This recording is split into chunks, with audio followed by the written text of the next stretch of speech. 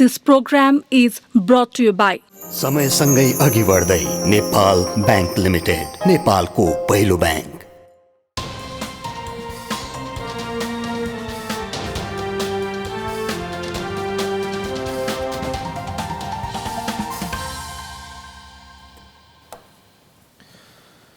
आदरणीय दर्शकवृन्द नमस्कार। AP talk टाइममा स्वागत छ। म निरज राज जोशी। पछिल्लो समय मुलुकको राजनीति अब कता जान्छ एउटा अन्यल जस्तो पनि देखिएको छ। प्रतिनिधि सभा पुनर्स्थापना भइसकेपछि अब राजनीति ट्र्याकमा आयो भन्ने अवस्था पनि छ। तर सरकार निर्माणको विषय निकै पेचिलो बन्ने देखिएको छ।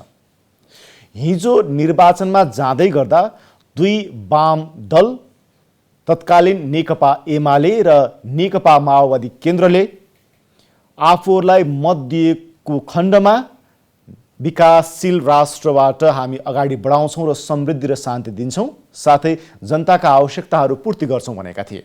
तर 3 वर्ष पुग्न नपाउँदै दुई वाम घटक फेरि एक भएको 3 वर्ष पुग्न नपाउँदै दुईवटा कित्तामा विभक्त हुने अवस्था आएको छ। लगभग विभाजनको स्थिति छ।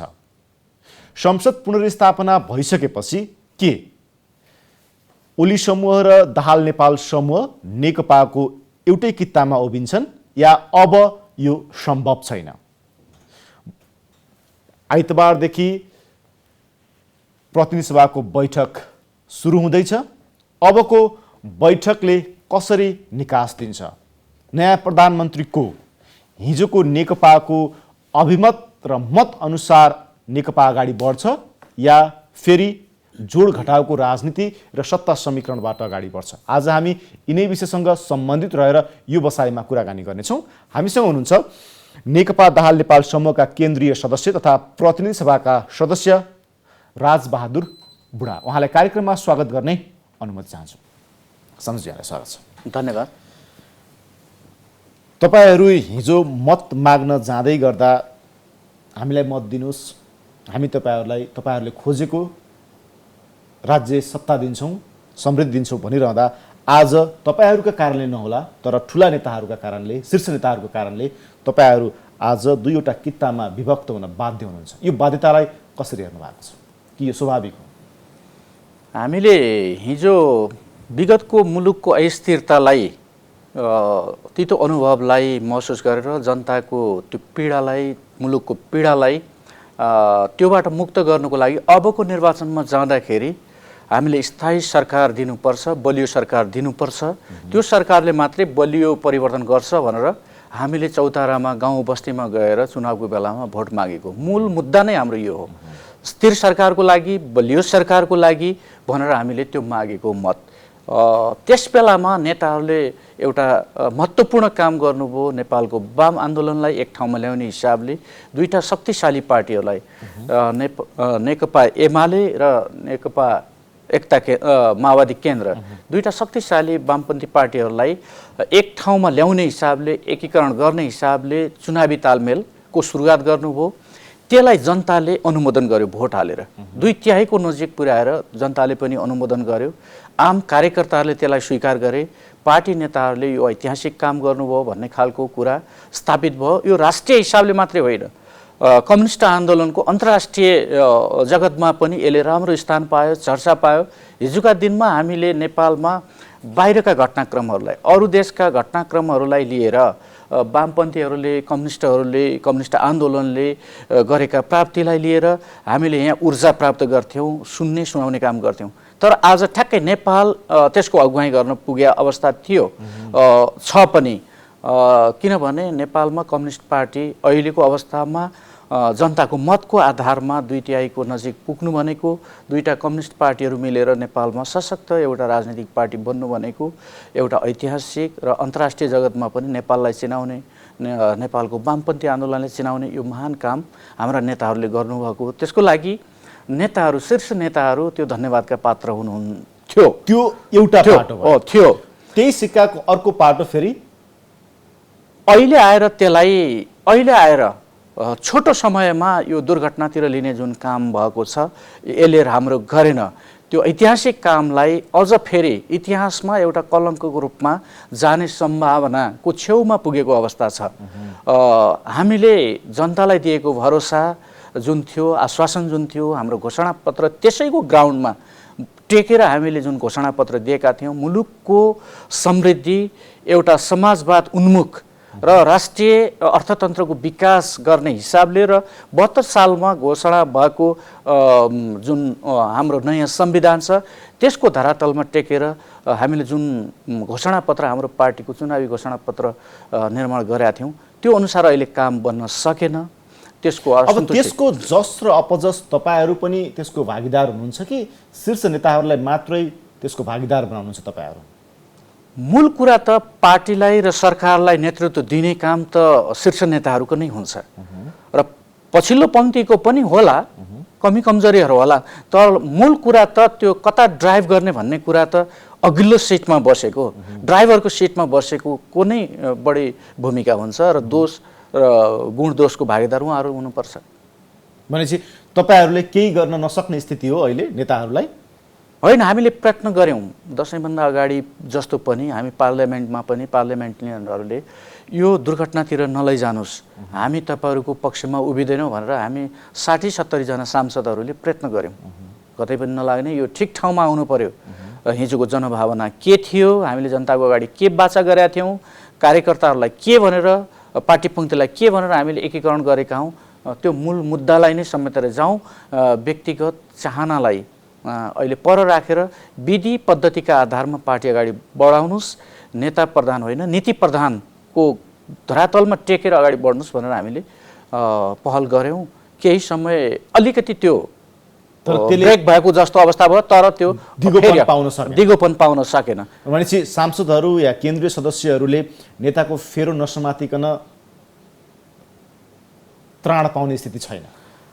त्यसै पनि होइन, अझै पनि सेकेन्ड लेयरको नेताहरू पनि कसरत गरिरहनु भएको छ।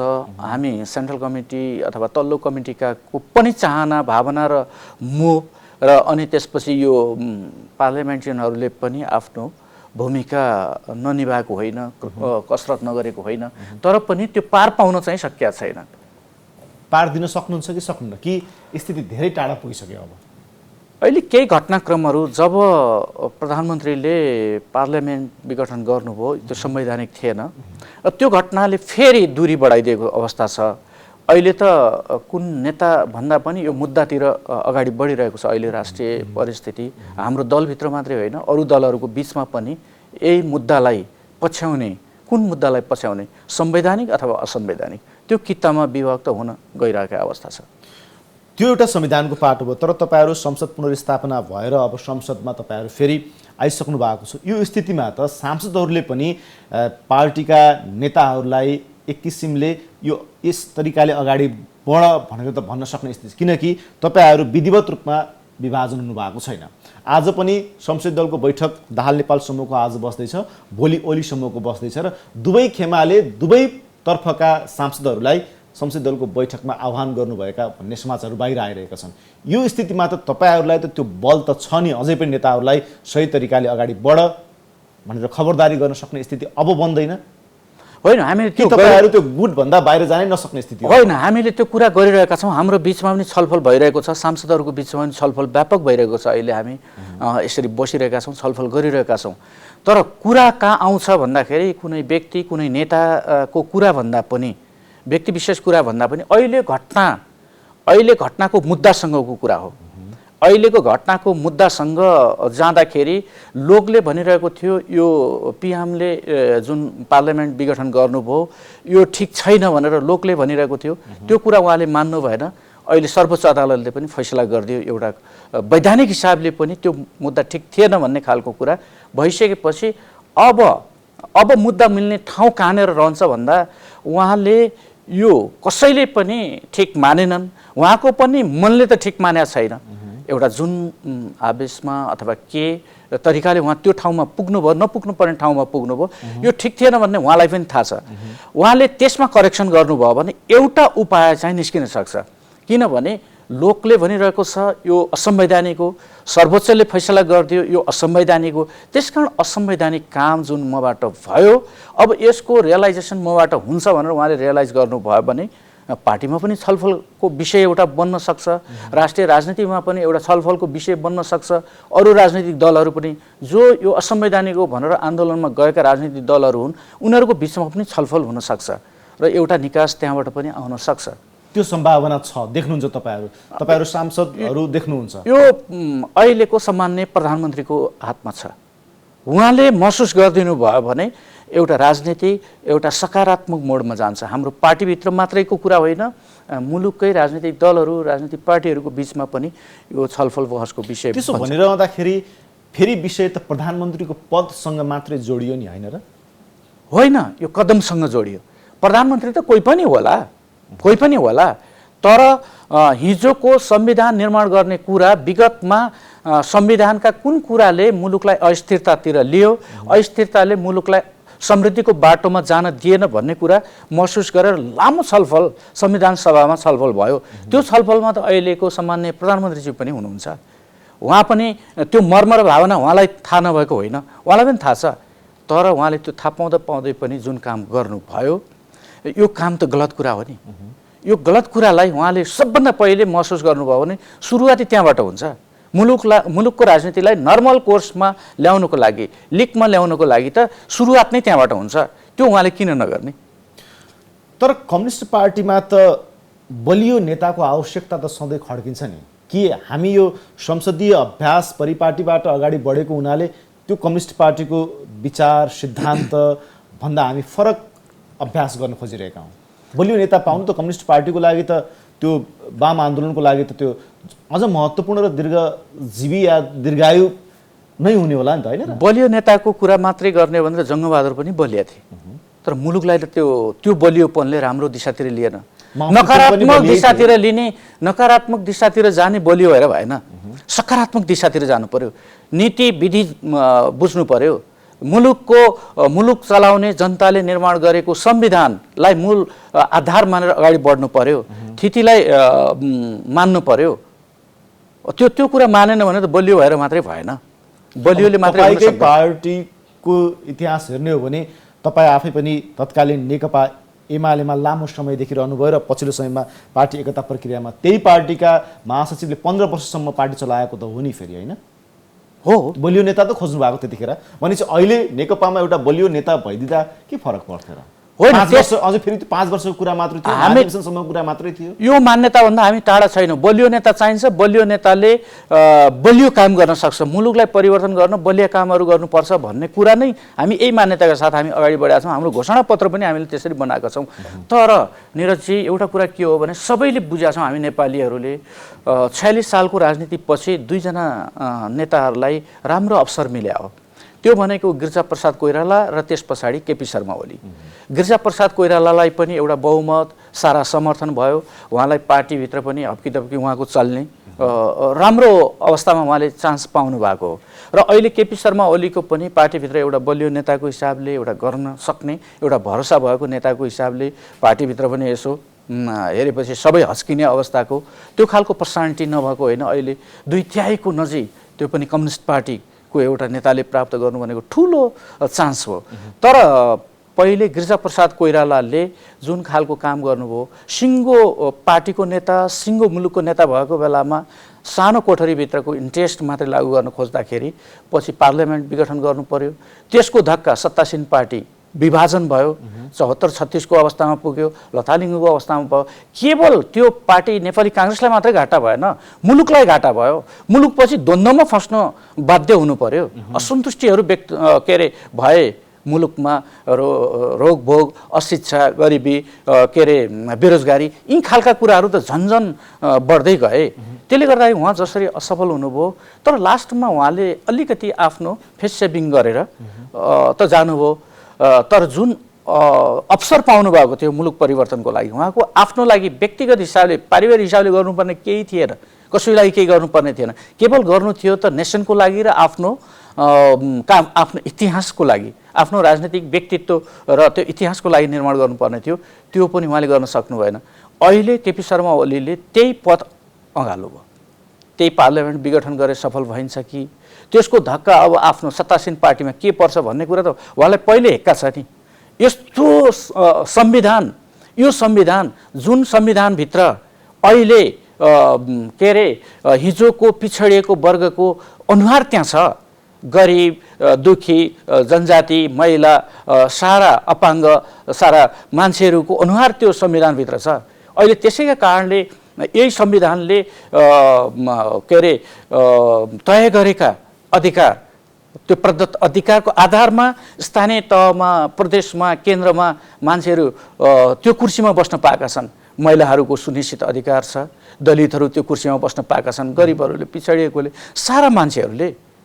हामीले लोकतन्त्र हुने खानेको हातबाट गरिब झुपडीमा ल्यायौँ। आज त्यो संविधान च्यातिदिएपछि, त्यो संविधानलाई हामीले कुन्ची दिएपछि त्यो कहाँ जान्छ त्यो अधिकार? फेरि त्यही ठाउँमा जाँदैन। वनको चरी वनतिरै भने जस्तो त्यो लोकतन्त्र त फेरि झोपडीबाट जान्छ कहाँ? त्यो काम जुन खालको काम गर्नुभयो, यसबाट आफू सफल भइँदैन भन्ने कुरा त सम्माननीय प्रधानमन्त्रीले बुझिदिनु पर्थ्यो। हामी एउटा ब्रेकमा जान्छौँ, ब्रेकपछि फेरि जोडिन्छौँ। दर्शकवृन्द, हामीसँग हुनुहुन्छ नेकपा दाहाल नेपाल समूहका केन्द्रीय सदस्य तथा प्रतिनिधि सभाका सदस्य राजबहादुर बुढा। बेला भएको छ छोटो ब्रेकको। म एउटा सोच बोकेको मान्छे, हिजो पढेर मात्र केही हुँदैन भनेर निराश हुनै लागेको मान्छे, आज एउटा उत्साह बोकेर लागेको छु आफ्नो कर्ममा। मेरो विश्वास, मेरो भरोसा अनि मेरो प्रगतिको सहयात्री, जसले मेरो हरेक उतार चढावमा साथ दिँदै मलाई एउटा सफल व्यवसायी बनायो।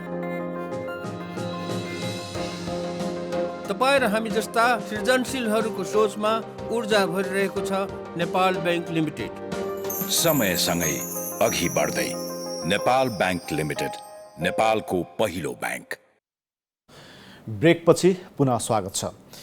तपाईँले भन्नुभयो कि 46-47 सालको परिवर्तनपछि गिरिजाप्रसाद कोइरालाले एउटा अवसर पाउनु भएको थियो। 62-63 को परिवर्तनपछि 72 को संविधान बनिसकेपछि केपी शर्मा ओलीले एउटा ठुलो अवसर पाउनु भएको थियो। तर प्रधानमन्त्रीले भनिरहनु भएको छ कि मलाई काम गर्न दिइएन, पार्टी भित्रैबाट रोकियो, प्रत्येक खुड्किलोमा रोकियो भनिरहँदाखेरि त्यसको जस र अपजसको भागीदार तपाईँहरू पनि हुनुहोला नि त फेरि, होइन?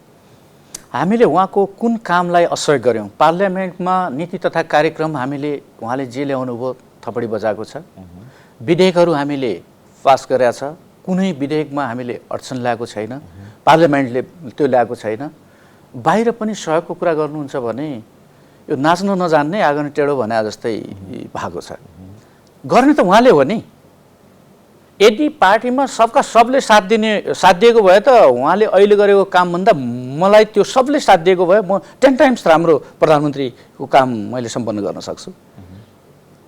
सबले साथ दिँदैनन्, त्यसबेला साथ लिन सक्ने, आफूले साथमा लिन सक्ने क्षमता भएको मान्छेलाई चुन्ने हो, नेता चुन्ने हो, पार्टीको नेता चुन्ने हो, प्रधानमन्त्री चुन्ने हो। उहाँले त्यो किन गर्न सक्नु भएन? साथ दिने भए त मैले प्रधानमन्त्री चलाउँछु नि, उहाँलाई किन छान्नु पर्यो? जस्तै नेपाल प्रचण्डहरूले नै अप्ठ्यारो पार्नुभयो भन्ने छ नि त। होइन, अप्ठ्यारो पर्न सक्छ, ल कसैले पार्न सक्छ। यो अन्तर्राष्ट्रिय जगतमा पनि जसले त्यो देशहरूलाई त्यो विकासको समृद्धिको चुलीमा पुर्याएका छन् उनीहरूको नेतृत्वले, के त्यो देशमा सबले त्यो नेतालाई, त्यो कार्यकारी प्रमुखलाई साथ दिएको हुन्छ र? त्यो क्षमता त उहाँको बनाउनु पर्यो नि, साथमा लिन सक्नु पर्यो।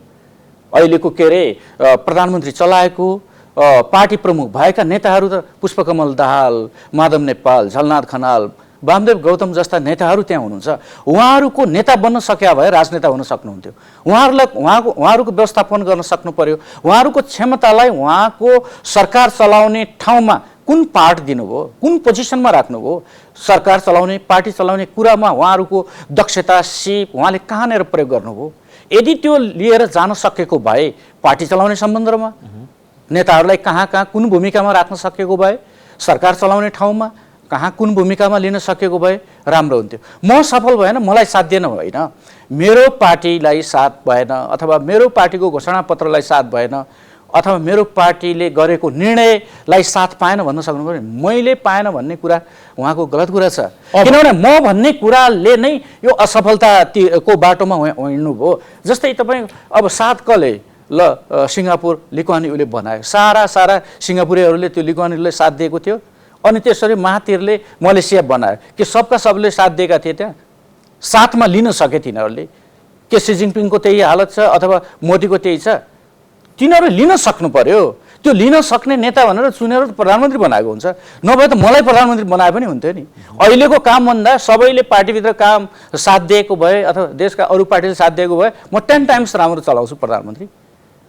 त्यो त उहाँले बुझ्नु पर्यो अथवा अर्को कोही प्रधानमन्त्रीले पनि बुझ्नु पर्यो, साथ लिन सक्नु पर्यो। अब ठिक छ, प्रधानमन्त्रीले काम गर्न सक्नु भएन। अब प्रधानमन्त्रीले काम गर्न सक्नु भएन, तपाईँहरू लगभग विभाजनको स्थितिमा हुनुहुन्छ। तपाईँहरूले पाएको जनमत अब सरकारको नेतृत्व काङ्ग्रेसलाई दिने, त्यसो भने काङ्ग्रेसलाई दिने अथवा अरू कुनै पार्टीलाई दिने भन्ने होइन।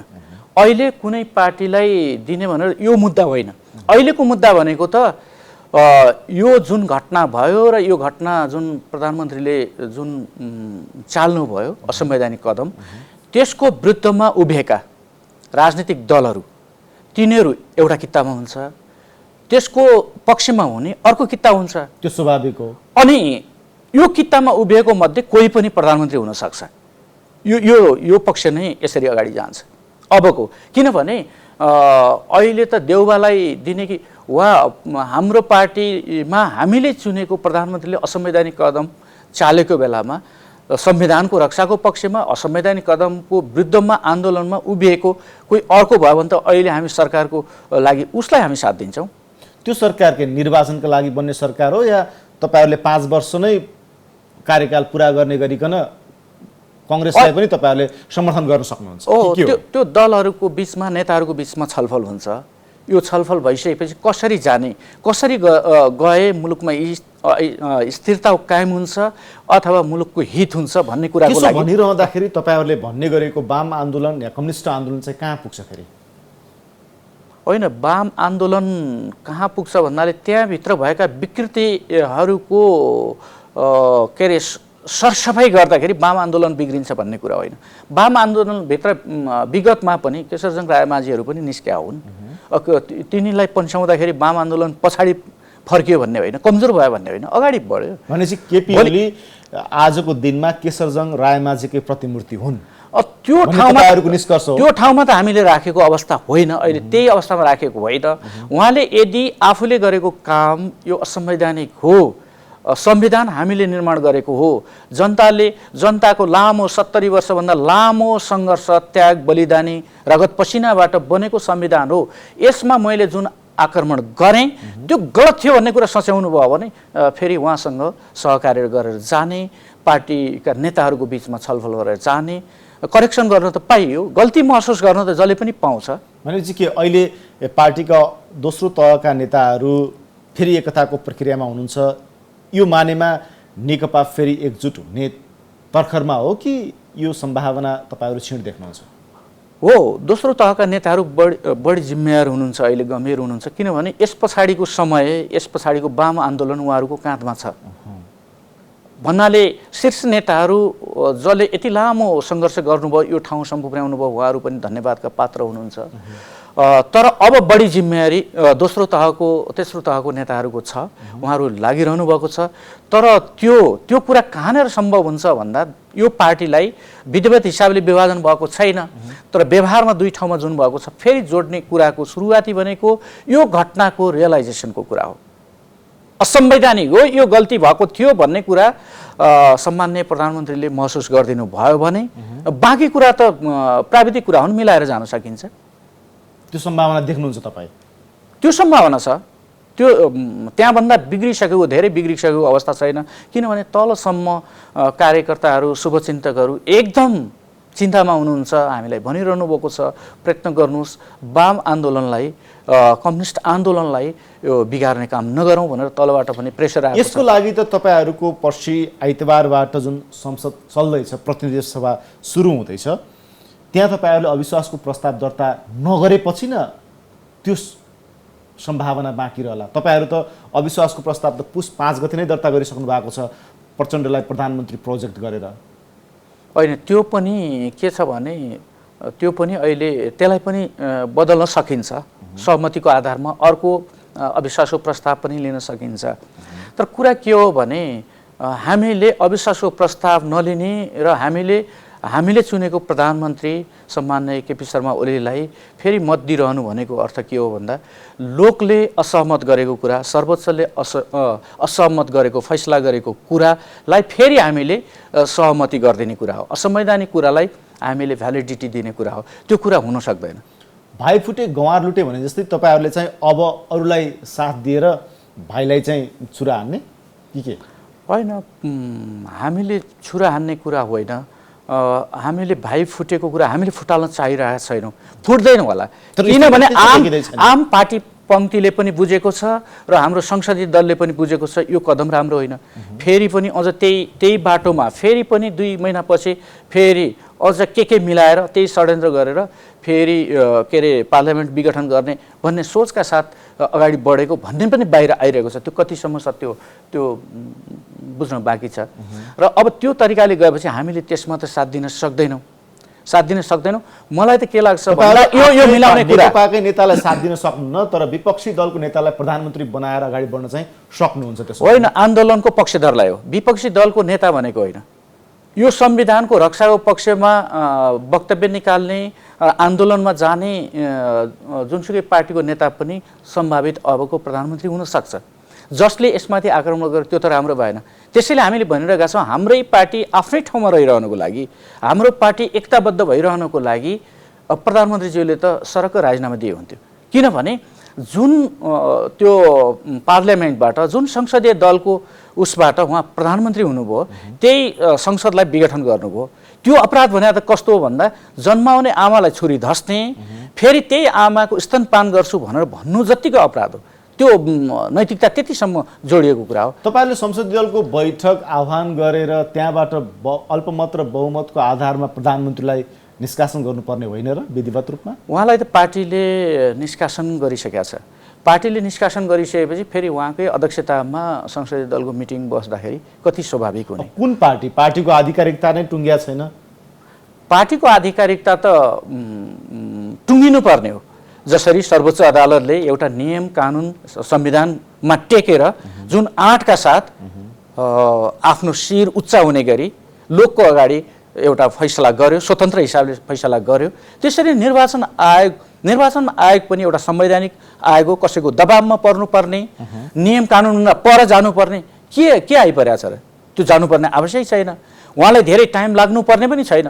विगतका नजिरहरू हेरेर कानुन निर्वाचन कानुन दल सम्बन्धीको कानुन उहाँहरूलाई त कन्ट्री छ नि त्यसका आधारमा गर्नुपर्ने हो भने त यो धेरै पहिले फैसला गरिसक्नुपर्ने हो उहाँहरूलाई हामीले भनिरहेका छौँ दलको तर्फबाट पनि नेपाल कम्युनिस्ट पार्टी नेकपा जसको नेतृत्व पुष्पकमल दाहाल र माधव नेपालले गर्नुभएको छ त्यसको संसदीय दल के अरे पार्टी केन्द्रीय कमिटीको मिटिङ बसेर हामीले पटक पटक भनेका छौँ अस्ति 19 गते पनि फेरि दोहोऱ्याएर हामी भनेका छौँ छिटो तपाईँहरू कानुनमा टेकेर हाम्रो अनुहारतिर हेरेर होइन अर्काको अनुहारतिर हेरेर होइन कानुनको अनुहारतिर कानुनको धारामा के लेखेको छ त्यसमा टेकेर तपाईँहरू स्वतन्त्र हिसाबले निर्णयमा पुगिदिनुहोस् न संवैधानिक निकाय हो तपाईँ कसैको दबावमा पर्नुपर्ने जरुरी छैन भने निर्वाचन आयोगले त्यो निर्णय नगरिदिँदाखेरि तपाईँहरूलाई एउटा आश पार्टीलाई जोगाउनको लागि केही हदसम्म त्यसले सही काम गरिरहेको छ भन्ने भित्री हृदयदेखि लाग्छ कि लाग्दैन कि टुङ्ग्याइदिएको भए यो आरपारको स्थिति हुन्थ्यो भन्ने हो अब नियम कानुन अरूले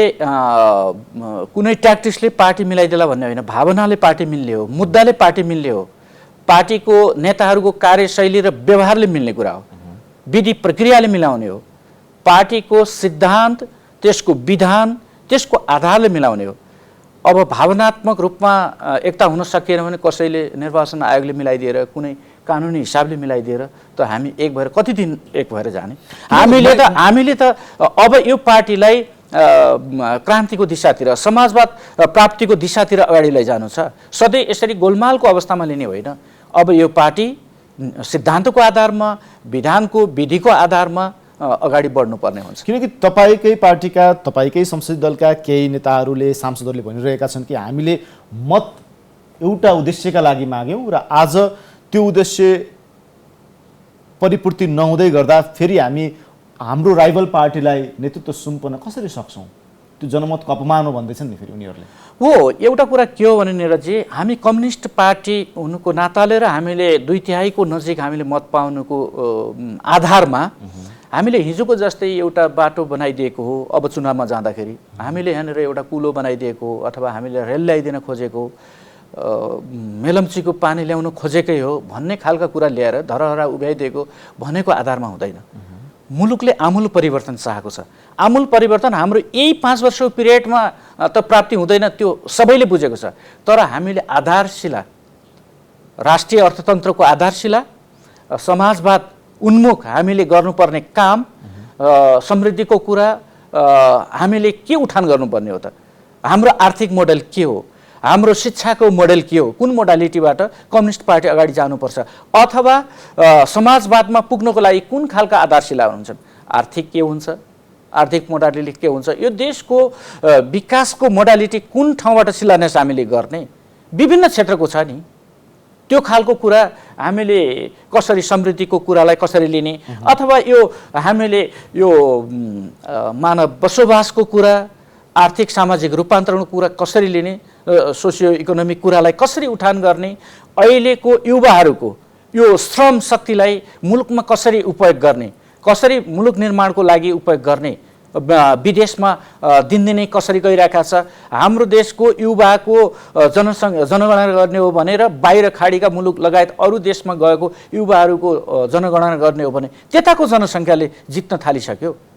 त्यो श्रम शक्तिलाई हामीले जहिलेसम्म मुलुकको पक्षमा उपयोग गर्न सक्दैनौँ त्यो त हुन सक्दैन। त्यो कसले गर्ने हो त? हिजोका सत्ताधारीहरूले, हिजोका राजनीतिक दलहरूले तिनीहरूले गर्न सकेनन्, कम्युनिस्ट पार्टीले यो गर्ने हो भनेर हामीले जनताको अगाडि उभिएर भोट मागेको। त्यो आधारशिला खै त?